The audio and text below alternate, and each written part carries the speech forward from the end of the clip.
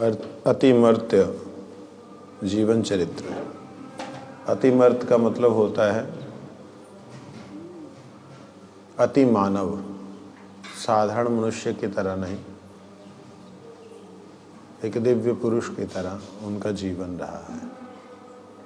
दिव्य महापुरुष की तरह उनका जीवन रहा है।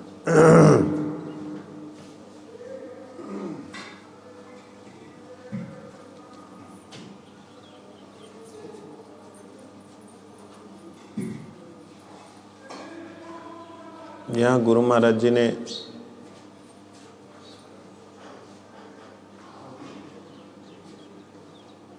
वर्णन किया है, संन्यास ग्रहण करने के बाद श्रील गुरुदेव जी ने संपूर्ण भारत में शुद्ध भक्ति प्रचार तो किया ही, इसके अलावा वे बांग्लादेश में भी उसके स्वतंत्र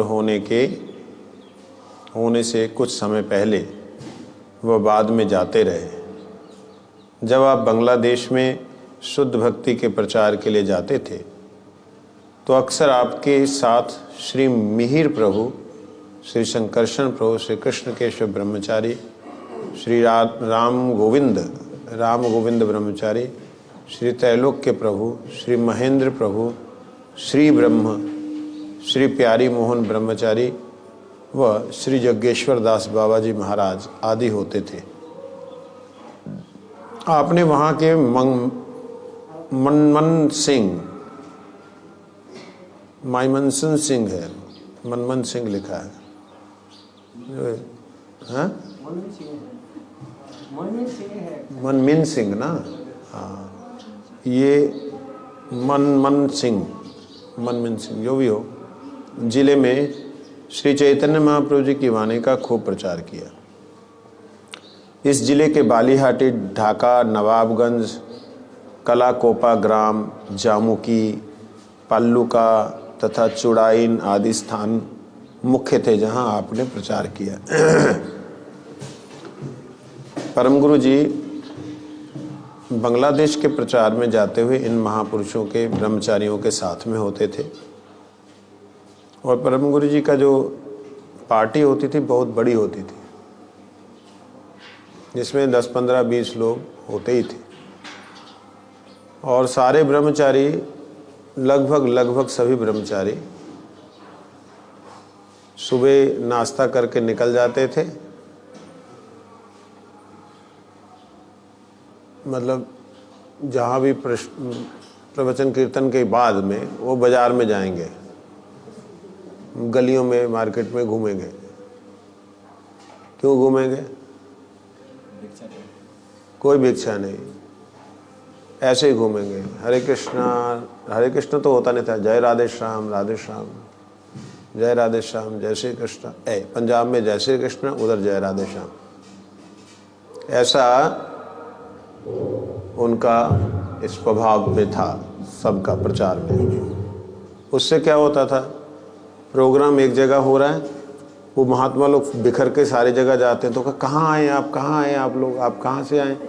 हम वहाँ से आए हैं, नवदीप से। नवदीप कहाँ है? वो चैतन्य महाप्रभु कौन है? अच्छा। ऐसे करते करते जहाँ पहले दिन 50 लोग होते थे, अगले दिन 200 लोग होते थे। प्रभु जी जलंधर का परम गुरु जी के समय का कथा कीर्तन, हमारे गुरु जी के कथा कीर्तन समय के कथा कीर्तन में आधे से भी ज़्यादा पब्लिक कम है। इतना प्रचार, इतनी पब्लिसिटी वाला सिस्टम होने के बावजूद आप विश्वास नहीं कर पा रहे हैं इस चीज़ को। बहुत संख्या होती थी। बोला था संगरूर में परम गुरु जी गए थे, बहुत पहले गए। आपको देखा उसके बाद? हाँ, उसके बाद तो मैं ही गया। संगरूर में, बसी पठाना में, करतारपुर में, गुरदासपुर में, कहाँ परम गुरु जी ने नहीं गए। होशियारपुर में, बठिंडा में, लुधियाना तो था ही था, गढ़ था। तो कहने का मतलब ब्रह्मचारियों का ऐसा कुछ आदत सी थी, उनको ऐसा ट्रेनिंग नहीं दी गई। अगर ट्रेनिंग दी गई होती जैसे हमारे इस्कॉन में दी जाती है तो पता नहीं क्या होता। बिना ट्रेनिंग के खाली जाना और कोई राधे श्याम जी ऐसा बोल दिया, आप कहाँ से? हम तो बहुत दूर से आए, बंगाल से आए। अच्छा, यहाँ कहाँ आए? वो प्रताप बाग में आए हैं, वहाँ पे हमारे गुरुजी आए, बड़े महापुरुष हैं। ये 2 ही 3 बातें जानने वाले लोग, समझे नहीं? तो अच्छा, आप लोग तिलक क्यों लगाते? ये सबके उत्तर मिलेंगे, आप आओ। प्रभु जी, अभी कितने लोग होते थे जलंधर में? मैं गुरुजी की निंदा नहीं कर रहा हूँ, किसी का दिमाग ना उल्टा जाए लोगों के दिमाग ही उल्टे। गुरुजी के टाइम पे कितनी थी मैक्सिमम पब्लिक? कितने? 300 400, मैक्सिमम 500। परम गुरुजी के टाइम पे 1000-1500 आदमी होता था। आप पुराने चित्र देखिएगा, ये यहाँ से लेकर के, जैसे स्टेज कितनी बड़ी होती थी, खाली स्टेज जहाँ लोग बैठ के कथा करेंगे, वो स्टेज उस दीवार से लेकर इस दीवार से भी थोड़ा आगे तक लगभग 30 से 40 फीट की स्टेज होती थी। बीच में मंदिर बनता था, और जो मंदिर में पटचित्र पूजा होती थी, विग्रह पूजा नहीं होती थी, राधा माधव जी इतने से थे, उनकी होती थी। इसके अलावा महाप्रभु राधा कृष्ण का कटआउट था, वो कटआउट आज भी है, 60 साल का, 50-60 साल का, नरेंद्र जी के घर पे, सुरेंद्र जी के घर पे दरवाजा। तो वहां पर जो लोग होते थे, किसी को समझ नहीं आती थी। बंगला तो किसी को आती नहीं थी, पंजाबियों को। लंबा सा स्वरूप है, बड़े बड़े बाबे, चमकदे बाबे, बड़े चमकदे लोगों के, चमकदे बाबे। वो भाई इदा दे संत देखे नहीं, चल तेनू भी, तू भी देख। मतलब मेला लगता था, मेला। झूले वाले होते ना, वो आ जाते थे। आप ये, मतलब ये बहुत बड़ी बात है। किसी सम्मेलन के नाम पे, जब सम्मेलन होता है इस समय में, वो जो पोस्टर उस जमाने में, कल्पना कर सकते हो, परम गुरु जी के टाइम पे पोस्टर छपते थे, उसके बाद पोस्टर बंद ही कर दिए इन्होंने। गुरुजी के समय में हमने बॉम्ब लगाए माने। गुरुजी के समय में, परम गुरु के समय जो पोस्टर बनता था, उसमें महाप्रभु जी का एक तरफ फिगर रहता था, नित्यानंद जी का एक तरफ रहता था। ये लोग ना नित्यानंद माँ, और ये भगवान का चित्र। वो चित्र नहीं होता था, लाइन आर्ट होता था। मेरे को अच्छा याद है, ब्लैक एंड व्हाइट, और इतना बड़ा पोस्टर रहता था, ये इतना ऊंचा और इतना इतना चौड़ा, ऐसा। 2-2 फीट के पोस्टर मैंने लगाए। वो तो 1-2 बार लगाए, वो जो हमने शतवार्षिक वगैरह किया था। 90 उस समय चलते थे पोस्टर। चलो, तो 2004 में तो लगे ही लगे, 2090 से 92 से। तो गुरु महाराज परम, वो तो ब्लैक एंड व्हाइट से जमाना था तब।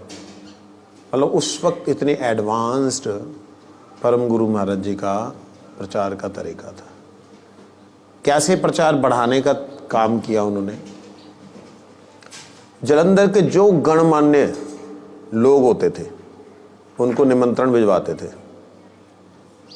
जो भी वहाँ के टॉप क्लास के लोग होते थे, जो भी संत होते थे, चाहे मायावादी है, चाहे मायावादी है, चाहे वैष्णव। वैष्णव तो था ही नहीं ना पंजाब में, वैष्णविज्म तो था ही नहीं, तो उन सबको बुलाते थे। वैष्णवों में सिर्फ रामानंदी संप्रदाय थी, रामानंदी संप्रदाय। रामानंदी जानते हैं? रामानुज संप्रदाय के अंतर्गत ही है। लाइटें ऑफ करो बाहर की।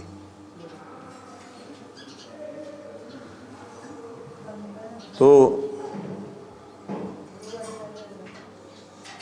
रामानंदी संप्रदाय ही थी केवल मात्र। वैरागियां दा मंदिर, जय बाबा लाल दयाल मंदिर, यही 2-3 संप्रदाय थे, मतलब 2-3 संस्थाएं थी। इसका गौड़ी वैष्णव का तो नाम ही नहीं था। हरि बाबा जी सिर्फ महाप्रभु जी की लीला करवाते थे। प्रचार के नाम पे राधे राधे आवाज आ रही है प्रभु।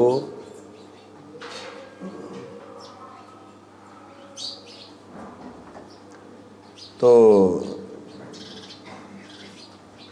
उनको बुलाते थे, यहाँ तक कि बावरा जी बोल करके एक क्या बोलते हैं संगीतज्ञ थे, शास्त्रीय संगीत की शिक्षा देते थे, तो वो भी जो है आते थे। हारमोनियम होता था, हारमोनियम बजता था उस जमाने में, स्टेज के ऊपर फोटो भी होगी उसकी, और कीर्तन होता था। मंगल सिंह जी आते थे और एक थे माधोदास जी, लंबी लंबी दाढ़ी, मुकुंद हरि जी महाराज, ये सारे, हाँ बठिंडा वाले महाराज जी वहाँ पर जाते थे। सब संतों को बुलाया जाता था। मतलब एक मजमा लगता था, मजमा जिसको कहते हैं, इसलिए श्री हरि नाम संकीर्तन सम्मेलन नाम होता था। तो हरिनाम संकीर्तन सम्मेलन परम गुरु जी का दिया हुआ नाम है। वो फिर श्री मुकुंद हरि महाराज जी ने हरिनाम संकीर्तन महामंडल बनाया, और उस महामंडल में वो भी सबको बुलाते थे। तो कहने का मतलब कि परम गुरु महाराज जी का जो प्रचार का तरीका था वो संकुचित नहीं था, विस्तृत था। किसी संत ने अगर वहाँ पे कुछ अपसिद्धांत बोल दिया है, मायावाद बोल दिया, तो मुस्कुराते हुए बड़े प्यार से हमारा अमुक महात्मा जी अभी ये बात बोले, आप समझे उसको। जैसे एक संत ने, परम गुरु महाराज जी वगैरह, अंबाला की बात है, परम गुरु महाराज कथा कीर्तन चल रहा है, 4-5 दिन चला। आखिरी दिन वो एक स्वामी चिन्मयानंद जी, नाम नहीं उनका उच्चारण करते थे गुरु जी, लेकिन स्वामी चिन्मयानंद जी आए। चिन्मयानंद मिशन जो है, चिन्मय मिशन, हाँ अरे नाम है उस मिशन का, कोई मजाक है क्या। स्वामी चिन्मयानंद जी आए और उनके साथ में और लोग भी थे।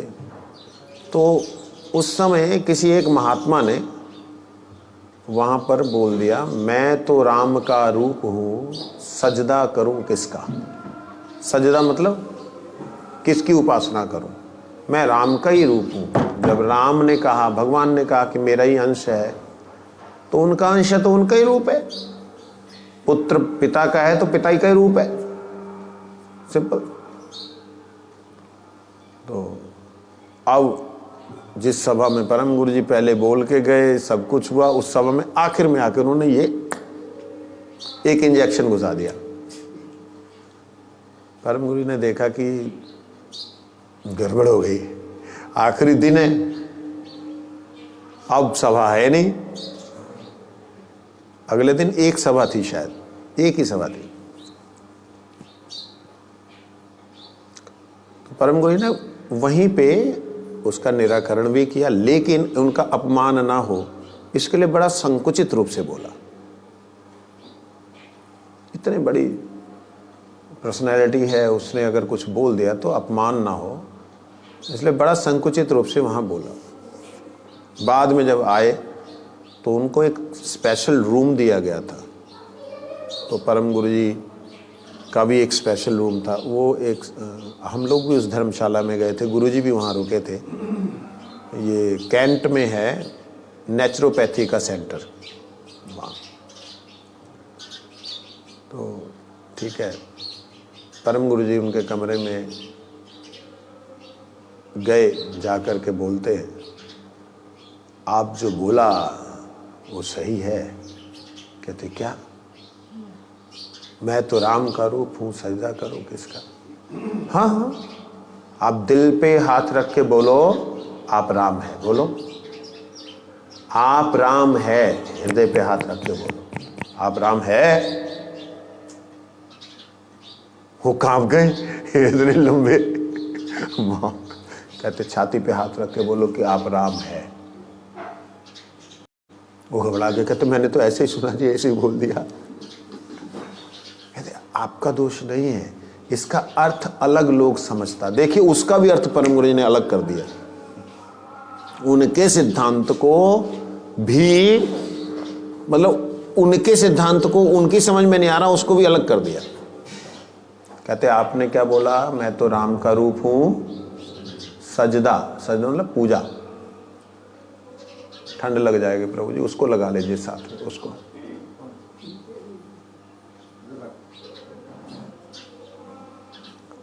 आपको नहीं लगनी चाहिए ठंड, प्रचारक व्यक्ति हैं हमारे राधा गोविंद दास प्रभु। तो आपने क्या बोला, मैं तो राम का आगे सजदा करो किसका? राम का। कहते मैं तो राम का रूप हूं, सजदा करूं किसका? बोलो राम का। मतलब पूजा किसकी? मैं राम का रूप हूं, किसकी पूजा करूं? राम की। आप राम का रूप है, स्वरूप नहीं है। राम का रूप है लेकिन राम का स्वरूप नहीं है। स्वरूप मतलब तो उनका अपना रूप। हम उनके जैसा है लेकिन हम वो नहीं है। हम उनके जैसा है, किसका सेवा करें? उनका। इस प्रकार से इतने प्यारे तरीके से परम गुरु जी खंडन करते थे।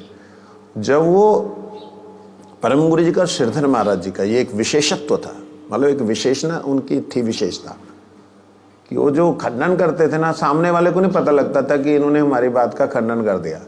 उनको लगता था वाह, ये तो अर्थ हमने सुना ही नहीं। कितना विचित्र तरीके से उनका व्यक्तित्व था, समझे नहीं? अब मेरा तो एक अलग तरह का स्वभाव था। मैं तो स्टेज के ऊपर ही ना, मतलब राज्य राधे श्याम कर देता था बंदे की। तो गुरुजी को ये मालूम था, गुरुजी ने मेरे को बोला, ये स्पेशली गुरुजी ने कथा सुनाई मेरे को। हमारा गुरु महाराज जी ऐसा नहीं हो मायावाद खंडन नहीं किया, लेकिन जिसका सिद्धांत को खंडन कर रहा उसको नहीं मालूम पड़ता कि उसका सिद्धांत खंडन हो गया।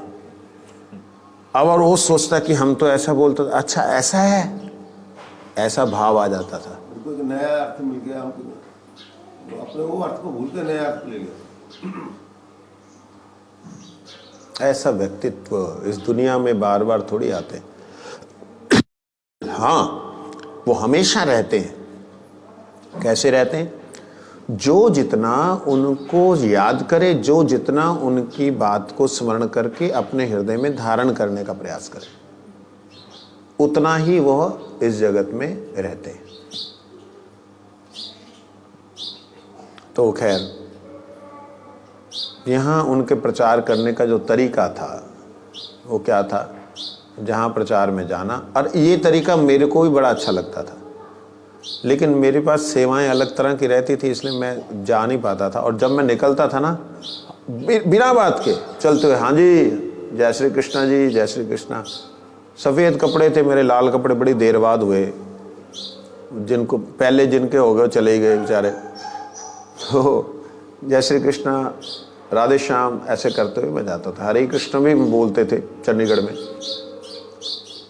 तो उससे हाँ भाई की पढ़ता की करदा पियाई, वो कुछ नहीं बस थानू हरे कृष्णा कहता। काली क्या, क्यों कह दिया तूने?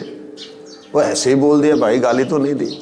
वही से मतलब बिना बात का पिन करना, उससे लोग आकर्षित हो गए आने। इस तरीके से एक था। तो परम गुरु जी के जितने भी साथी थे, उनमें से जिनकी सेवा जैसी रहती थी वो वैसे करते थे। एक परम गुरु जी के गुरु भाई थे जिनका नाम था मोहिनी मोहन प्रभु। उनके बारे में गुरु जी ने बतलाया था, जब हम लोगों ने भटिंडा में वो महाप्रभु जी की लीला की ना, उससे 2004 में, हाँ 2004 में, उस वक्त गुरु जी ने बोला प्रभुपाद जी का जो शिष्य था मोहिनी मोहन प्रभु, वो ऐसे लीला करते थे, लीला करके ही प्रचार करते थे। मैंने कहा महाराज जी मेरे से, मतलब आपके सामने तो मैं कर लूँगा, बाद में मेरे से नहीं होगा। आपके लिए मैं बंदर भी बन जाऊँ तो बात क्या है। लेकिन गुरुजी को चीज़ अच्छी नहीं लगी मेरी ये बोलनी। उनको ये था कि तेरे अंदर अगर ये गुण है तो इसको, लेकिन अब मतलब गुरुजी के सामने जब बंदर बनो, चाहे महाप्रभु बन जाओ, चाहे किशन जी बन जाओ, कुछ भी बन जाओ, जैसे गुरुजी के सामने मैं बलराम बन के मतलब गैया चरा रहा हूँ एक मूड में, महाप्रभु बन के नाच रहा हूँ, ऐसे कुछ भी होता था। तो परंतु आज प्यारी मोहन ब्रह्मचारी जी का नाम जब सुना तो मेरे को मोहिन मोहिन प्रभु याद आ गए अचानक से, तो उनकी लीला बीच में आ गई। कहते हैं यहाँ पे प्रचार के दिनों में भाग्य कुल की राजबाड़ी में तथा कला कोपा के शंभू साहा के घर में ठहरे थे। वहाँ पे एक जगह पे नवाबगंज ढाका के कॉलेज में आपका प्रवचन सुनकर वहाँ के जो अध्यापक थे बहुत प्रभावित हुए, वो विस्मित हुए तथा असाधारण व्यक्तित्व की ओर आकृष्ट हुए। आप उस वक्त तो ढाका जो है एक ही था, पाकिस्तान नहीं था ना, पाकिस्तान बन गया था, मतलब वो अलग नहीं हुआ था, पाकिस्तान से अलग नहीं हुआ था। ये बात है परम गुरु के सन्यास के बाद की बात है ना। हाँ, उस वक्त हुआ था ना जब गुरु जी सुनाते हैं कि वो मौलवी वाली बात भी बताते ना। तो बाघराय में रहने वाली एक, बाघराय एक जगह का नाम है, बाघराय में रहने वाली एक बड़ी गरीब माता थी, कोई नहीं था आगे पीछे उनका। उनका नाम था श्रीमती कुसुम कुमारी, प्रणाम है ऐसी देवी को। अद्भुत वैष्णव सेवा की प्रवृत्ति। कहते हैं ऐसे अद्भुत वैष्णव सेवा की प्रवृत्ति को देख करके सभी लोग चमत्कृत हो उठे, सभी लोग। हुआ ऐसा कि जब श्रील गुरु महाराज अपनी पार्टी के साथ बांग्लादेश पहुंचे, हाँ बांग्लादेश बन चुका है, तो उक्त महिला ने गुरु महाराज से अनेक बार अनुनय विनय की कि आप कृपया करके मेरे घर में ठहरिए। गरीब है, परम गुरु जी को लगता था इतने ब्रह्मचारियों को लेके इसके घर कहाँ रहूँगा, बेचारी घर ही घर है इसका, और तो कोई इसकी संपत्ति नहीं, कुछ नहीं, बच्चे नहीं। तो परम गुरु जी इग्नोर भी नहीं करते थे, हाँ हाँ हाँ हाँ ठीक है। बार बार कहने पर परम गुरु जी ने उस महिला का हृदय का भाव देखा, इसका भाव वैष्णव सेवा का है, शुद्ध भाव है। चलो चलते हैं। उनके घर में गए, देखा उसने इतनी सेवा की, इतनी तो कोई सेठ भी नहीं करता। इतनी तरह के व्यंजन, इतनी तरह के पकवान, मतलब जो वैष्णव सेवा कर सकती है उस माता ने वैष्णव सेवा की।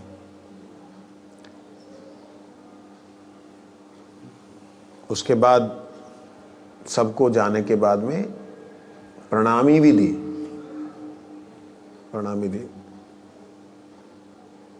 बाद में पता चला, परम गुरु जी ने पूछा कि ये जो है इसने कहाँ से सेवा की है, इसके पास पैसा नहीं था। परम गुरु जी को रामानुज संप्रदाय की जो भक्त थे, भिंडा भक्त, उनके जो क्या नाम था उनका, वरदाज्य की पत्नी, उनकी बात याद आ गई, कहीं इसने ऐसा तो नहीं किया। पर उन्होंने पता कराया कि देखो कहाँ है वो। बाद में पता चला कि वो तो उस घर में है ही नहीं। जिस घर में गए थे, जिस घर में रहे थे, उस घर में है ही नहीं, वहाँ तो कोई और लोग हैं और किसी का कब्जा है। ये क्या हुआ भाई, वो माता कहाँ गई? कहते वो तो बेच के चली गई। एकमात्र उसके पास कुछ था तो घर था, उसने उसे बेच दिया और बेच करके वो रास्ते पे आ गई, भीख मांग के खा रही। परम गुरु जी को ये जैसे ही सुना, इतना दुख हुआ। परम गुरु ने उसे बुलाया जिस रास्ते पे वो भिखारियों के बीच में रह रही थी, वहाँ जा कर के परम गुरु जी के शिष्यों ने बोला कि आपको गुरु जी याद करें। वो घबरा गई, अब मैं कैसे मिलूँगी, गुरु याद कर रहे, कहीं उनको मेरा ये पता लग जाए कि मैं सब कुछ छोड़ दिया। मतलब वो रोने लगी और ना मिलूँगी नहीं, मैं मिलूँगी नहीं। कहते हैं गुरु जी आपको बुला रहे हैं, आपको चलना ही होगा। और जो ब्रह्मचारी गए वो अंदर से रो रहे हैं कि हाय ऐसा भी कोई होता है कि भाई जो एकमात्र, वो पेड़ के नीचे रह रही है, एक पेड़ के नीचे एक गुदड़ी सी लेकर के, बस उनको लाया गया। परम गुरु जी ने बड़ा दुख व्यक्त किया कि आपने ऐसा क्यों किया। तब उसने क्या कहा, उसके शब्द हैं, वैष्णव सेवा द्वारा ही जीव का वास्तविक मंगल होता है। क्या पता फिर अपने इस जीवन में कभी गुरु वैष्णव सेवा का स्वर्ण अवसर मिलेगा या नहीं। सो मैंने अपने जीते जी व समर्थ रहते रहते अतिशय शुभ सेवा कार्य कर लिया। अब मृत्यु भी हो जाए मुझे कोई दुख नहीं। ये उसके शब्द। मेरा ये सुन करके परम गुरु एकदम भर भरा के रोने लगे कि मैं अब इसे क्या दूं। परम गुरु महाराज ने उसे श्री चैतन्य मठ, मूल मठ में ही रहने की व्यवस्था की, आप यहीं रहिएगा। इतने वैष्णवों गए, इतने वैष्णवों की सेवा की। और जो भी मतलब आप ये देखिए वैष्णव सेवा का, क्योंकि घर का तो कुछ मूल्य होगा उस जमाने में, तो सेवा करने के बाद जो प्रणामी, जो मतलब जो बचा था सब प्रणामी में दे दिया। हम कैसे हैं, सेवा करने के बाद अगर कुछ बचा है चलो इसको रख लेते हैं, हमारी प्रवृत्ति दृष्टि नहीं है वो। तो परम गुरु महाराज जी ने उन्हें चैतन्य महाप्रभु जी के जन्म स्थान में श्रीधाम मायापुर में जोग पीठ में स्थान दिया कि आप यहाँ पे रहिए। मतलब मूल मठ के अंदर महाप्रभु जी के जन्म स्थान योग पीठ में उनको स्थान दिया। वहाँ पे वो एकांतिक भाव से रहने लगी, महाप्रभु जी की सेवा करने लगी और कठोर व्रत उन्होंने धारण किया। ऐसे नहीं रही कि अभी मैंने तो बड़ी सेवा कर ली, मेरी सेवा करो, ऐसा नहीं रहे।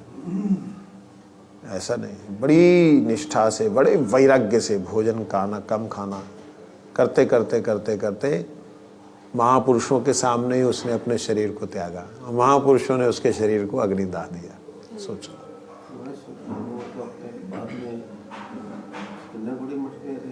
नहीं नहीं, मूल मठ नहीं, वो मठ में भी शायद माता जी थी जो गुरु जी ने वापस परम गुरु को वहाँ स्थान दिया कहते हैं, लेकिन वो मूल मठ मायापुर की बात।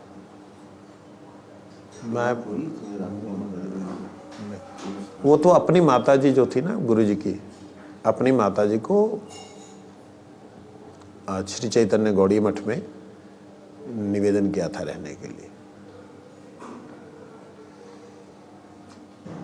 कहते हैं श्री गुरु महाराज जी अपने आश्रितों को हरि कथा सुनाते समय, आदर्श वैष्णव सेवा एवं गौरांग निष्ठा का दृष्टांत देते समय अक्सर कुसुम कुमारी की बात सुनाया करते थे। देखो कैसा जीवन जी गई कि गुरु जो है उनकी महिमा बोल रहे हैं। कल्पना कर सकते हैं, गुरु शिष्य की महिमा बोल रहा हो।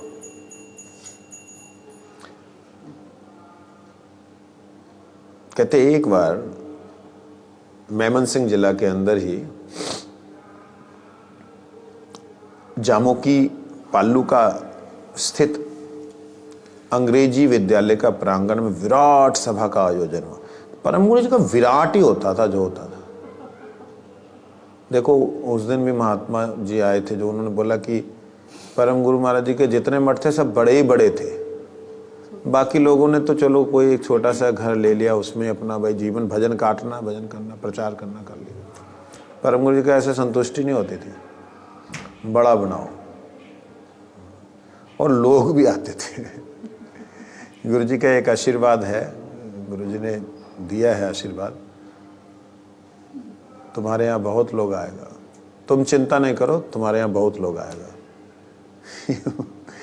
आशीर्वाद दिया है। तो परम गुरु जी का ऐसा देख करके ना कई बातें लगता है कि भाई शायद उनकी जो कृपा है या छाया है वो अभी तक साथ में है। और छोटी छोटी चीज़ें मुझे भी पसंद नहीं कि चलो जी छोटा उत्सव कर ले छुट्टी। पसंद नहीं, ये बात मेरे को अच्छी लग रही है। कहते बहुत बड़ा विराट धर्म सभा का आयोजन, उसमें परम गुरु महाराज जी ने भी योगदान दिया, मतलब किया किसी और ने।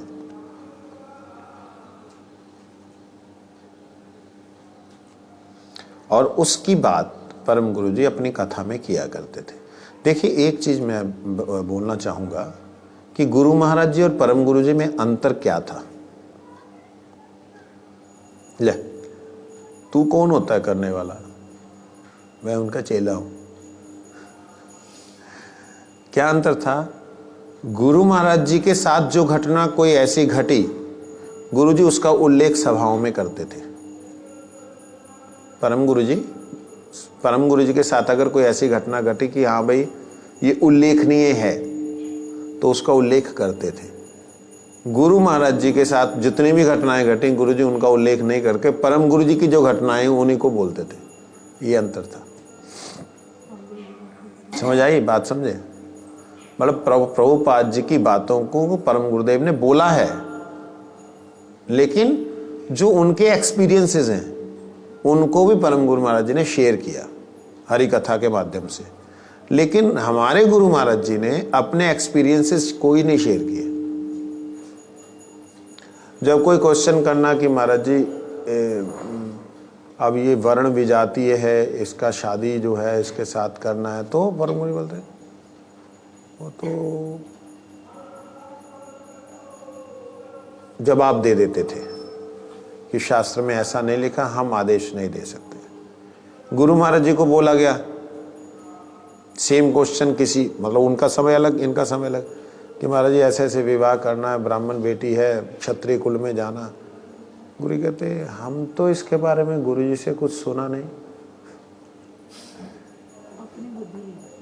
हम तो इसके बारे में गुरु जी से कुछ सुना नहीं। टेप रिकॉर्ड तो होता बोलने वाला, ये तो आदर्शवान है। लोगों ने टेप रिकॉर्ड बोला, लेकिन टेप रिकॉर्ड नहीं थे गुरुजी। ये परम गुरुजी के गुरु भाइयों ने गुरुजी के लिए ये एक शब्द बोला था, ये तो टेप रिकॉर्ड है, लेकिन वो टेप रिकॉर्ड नहीं रहे। वो उन्हीं के मतलब कह सकते हैं वाणी के प्रचारक के वाहक के रूप में प्रकट किया अपने आप को, और आदर्श के रूप में। हमारे गुरुजी तो बोला नहीं। तो फिर क्वेश्चन हुआ, इसका जवाब महाराज जी फिर क्या होगा? आप फिर किसी विशेष व्यक्ति का, विशेष महात्मा का नाम लेते, आप उनके पास चले जाओ। जैसे पूरी गोस्वामी महाराज जी थे, जहाँ भारती महाराज जी थे, जहाँ तुलसी महाराज, उनको उनके पास जाके पूछो, पता खुद भी है, भेज वहाँ दिया। और वहाँ जा करके महाराज जी ऐसे ऐसे कहते, हाँ वो फलाने ऋषि की बेटी का फलाने राजा के साथ विवाह हुआ था, अगर ऐसी कोई मुसीबत है तो कर सकते हैं। उन्होंने समाधान दे दिया। गुरुजी तो दे सकते थे, गुरुजी को कथा नहीं मालूम। गुरुजी ने जब उनके चरित्र को ऋषि जो हमारे एंशेंट ऑफ इंडिया संत जो पौराणिक चरितावली के अंदर उनकी लीला का उल्लेख किया है, देवयानी की लीला का, तो गुरुजी ने जवाब दे सकते, शास्त्र में ऐसा है, दे सकते थे। गुरुजी ने जो बोला, अभी यहाँ भी वही काम कर रहे हैं। भाई आप अपने गुरुजी की लीला को लिख रहे हो, वर्णन कर रहे हो, तो गुरुजी के कुछ मतलब अपना एक्सपीरियंस भी तो बोलो। नहीं, कहते हैं उस समय की बात है कि जब पूर्व पाकिस्तान, परम गुरुजी बोल रहे हैं अपनी कथा में, परम गुरुजी अपनी कथा में बोल रहे, अपनी ही घटना को सुना रहे हैं, ठीक है जी, उसी घटना को गुरुजी सुना रहे हैं, मतलब अपनी बात नहीं लिख रहे गुरुजी। ये क्या विचित्रता है नहीं? ये भी एक दिव्य सौंदर्य गुरुजी प्रकट करके गए, जो दुनिया में दूसरा उदाहरण नहीं दिखता। हमारे गुरुजी ने अपने गुरुजी का हर समय वही बात कही जो उन्होंने कही। हाँ, ये दूसरा उदाहरण नहीं दिखाई देता, ऐसा उदाहरण दूसरा दिखाई नहीं देता। गुरु जी को प्राप्त करने की हमारे गुरु जी ने उनके गुरु जी का प्रभुत्व या उनके लोग शिक्षा सुने, इसलिए गुरु जी ने अपनी बात नहीं कही, उनकी बात। हाँ, गुरुजी क्या बोलते थे, मैंने एक बार बोला, मेरी थोड़ा सा प्रेम गुरुजी से अलग तरह का था। मैं, गुरु जी आप अपनी बात नहीं बोलते, शायद बॉम्बे में बोला। गुरुजी कहते अपना बात बोलने से लोगों का मंगल होगा। अब आप बोल सकते हैं महाराज, मेरे को ऐसे बोला। मैं चुप। हम, क्योंकि गुरुजी को आवेश में देखता था, मैं प्रसन्न हो जाता था कि मतलब अब मेरे को कुछ प्रसाद मिलने वाला। अपना बात बोलने से लोगों का मंगल होगा। मैं चुप। गुरु कहते गुरुजी का बात सुनेगा, उससे वही शब्द ब्रह्म लोगों का हृदय में जाएगा, उसका कल्याण होगा। हम क्या बोलेगा? समझ सकते हैं बात को? मतलब कहां पे बोल रहे हैं, कहां से बोल रहे हैं, अत्यंत अद्भुत। मैं इस बात से अलग हटके थोड़ा सा जा रहा हूं, समय हो गया है।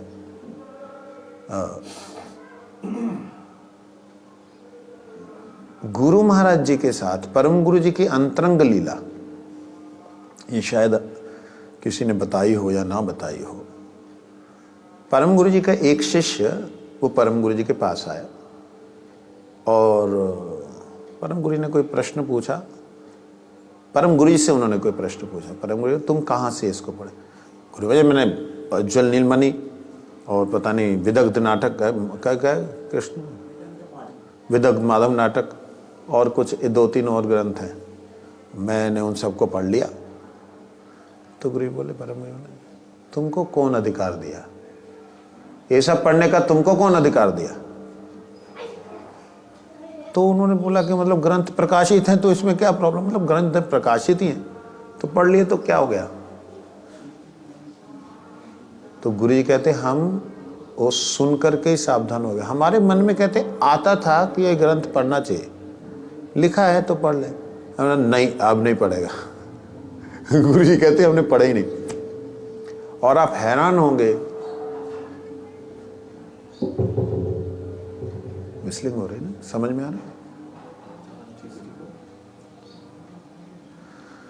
तो कहते हमारे दिल में आया था और गुरुजी उस लीला के माध्यम से हमको, अच्छा गुरुजी ने अपने उस गुरु भाई का नाम नहीं बोला कि कहीं हम उनके बारे में उल्टा ना सोच लें। बात समझे? गुरुजी की खासियत थी। मैं अब कहाँ से कहाँ भाग रहा हूँ टॉपिक पे से हटके। वो जो भी उनके साथ घटना, जहाँ उनके गुरु भाइयों के साथ घटना घटी,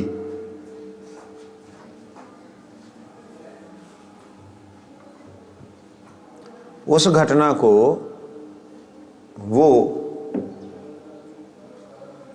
को वो कभी भी उनका नाम उल्लेख करके नहीं बोलते थे। ये उनकी एक बड़ी विशेषता रही। ये नीचे से जो वॉल्यूम, नीचे सबसे नीचे वाला बटन, उसको चींटी से भी कम। जी हरि बोल। चींटी से भी कम ना, ठीक है, हो गया।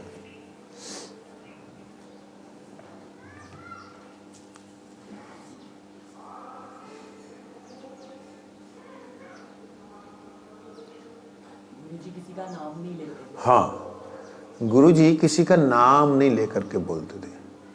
अपने गुरु भाई ने कोई भी गलती की है, उसका नाम बिना लिए उस गुरु भाई की पूरी घटना को बोल देंगे, लेकिन नाम नहीं बोलते थे। हम लोग तो नाम लेकर के जब तक ना बोलें, जब तक उसका नाम खराब ना करें, तब तक हमें चैन ना पड़े। ऐसी दुर्बुद्धि कहां से गुरुदेव को प्राप्त करेंगे?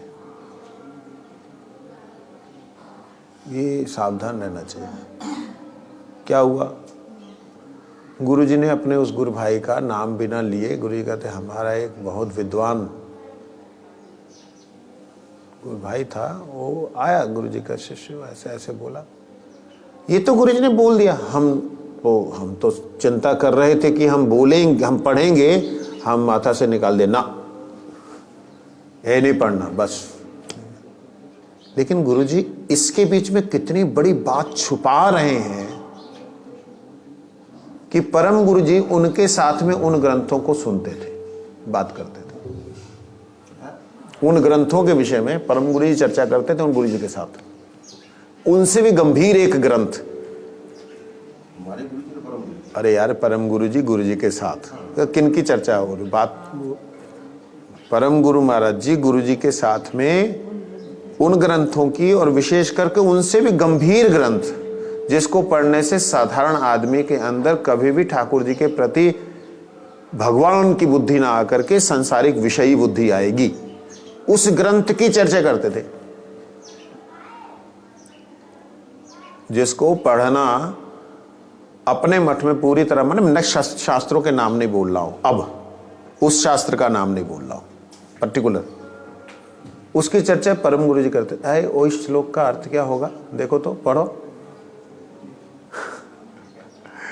परम गुरु जी से बोलते देखो वो श्लोक उठाओ, देखो उसका अर्थ क्या है। परम गुरु जी के सामने गुरु जी पढ़ते हैं, गुरु जी पढ़ते पढ़ते रोते हैं, परम गुरु जी भी भाव विभोर होते। ये होता है। लेकिन गुरु जी ने उस लीला को कभी वर्णन ही नहीं किया, हमें कहां से पता लगे? तुरैयाश्री में महाराज जी ने इस घटना को बतलाया। वो तो ऐसे बोलते लोगों को बताने के लिए, लेकिन हमारा गुरु जी उनके साथ में ऐसा वार्तालाप करते थे। मतलब परम गुरु जी, तो ऐसा आत्मीयता का चरित्र होता है। इसका मतलब ये नहीं है कि हर किसी को इस बात का अधिकार है। अनाधिकार चेष्टा हमारी अक्सर हो जाती है, और अनाधिकार चेष्टा के कारण ही हम लोग जो उन्नति, विद्वान बन सकते हो, तो भगवत राज्य में उन्नति होती है, वो अलग चीज है। भगवत राज्य की उन्नति आपके शरीर में, आपके मन बुद्धि में, आपके चित्त में, और आपकी स्वयं में, आप में, आत्मा में। वो क्रिया क्या हो रही है, वो क्रिया अगर नहीं हो रही है तो फिर आपका भजन क्या हो रहा है? बहुत शास्त्र पढ़ लिए, बहुत ग्रंथ पढ़ लिए हैं। मैं कई महापुरुषों को जानता हूं। महापुरुष शब्द इसलिए प्रयोग कर रहा हूं, साधारण व्यक्तियों से श्रेष्ठ है। महापुरुष का मतलब मैं गुरुदेव के साथ तुलना नहीं कर रहा हूं, या गुरुवर्गों के साथ तुलना नहीं कर रहा। महापुरुषों को जानता हूं, ऐसी कथा बोलते हैं, बाप रे बाप, इतनी ठाकुर जी की अंतरंग लीला की बातें बोलते हैं श्लोकों के साथ में, मानो सारे ग्रंथ उनको ऐसे रटे हुए हो। परंतु असर क्या हुआ, बॉडी पे क्या असर हुआ आपको लीला पढ़ के? सबसे पहले तो शरीर पे असर होगा, फिर मन बुद्धि अहंकार सूक्ष्म शरीर पे असर होगा, फिर चित्त पे असर होगा। अरे चित्त मन बुद्धि अहंकार को अलग समझ पाए हैं कि नहीं पाए हैं? क्रिया का असर तो होगा ना। तो पढ़ना, पढ़ करके समझना, समझ करके बोलना, ये अलग बात है। बिना पढ़े प्रकाशित होना, अनुभव होना, ये अलग बात है। बिना पढ़े प्रकाशित होना, अनुभव होना, ये अलग बात है। पढ़ करके समझ करके विद्वान बन के बोलना एक अलग बात है। क्या बोला मैंने? पढ़ लिख के बोलना विद्वान होना अलग बात है। हाँ, और दूसरी बात, सो गया था ना?